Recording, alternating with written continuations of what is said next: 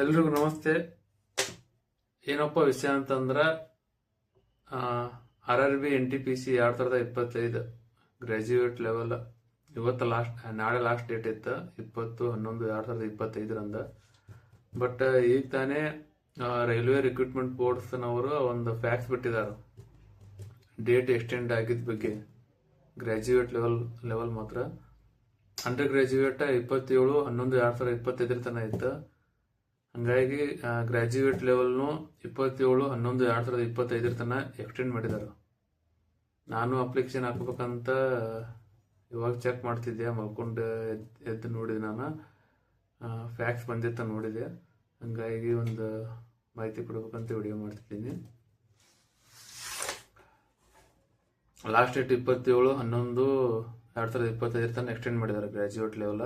ಆಮೇಲೆ fees date 29/11/2025. Correction application ಹಾಕಿದಾಗ ಏನಾದರೂ ಮಿಸ್ಟೇಕ್ಸ್ ಅಥವಾ ಕರೆಕ್ಷನ್ಸ್ ಇರ್ತಾವಲ್ಲ, ಅದನ್ನ ಮತ್ತೆ ತಿದ್ದುಪಡಿ ಅಥವಾ ಸರಿಯಾಗಿ ಮತ್ತೆ ಅದನ್ನ ಎಡಿಟ್ ಮಾಡೋ ಸಲುವಾಗಿ ಅದು ಲಾಸ್ಟ್ ಡೇಟ್ 30ನೇ ತಾರೀಕು ತನಕ ಐತಿ.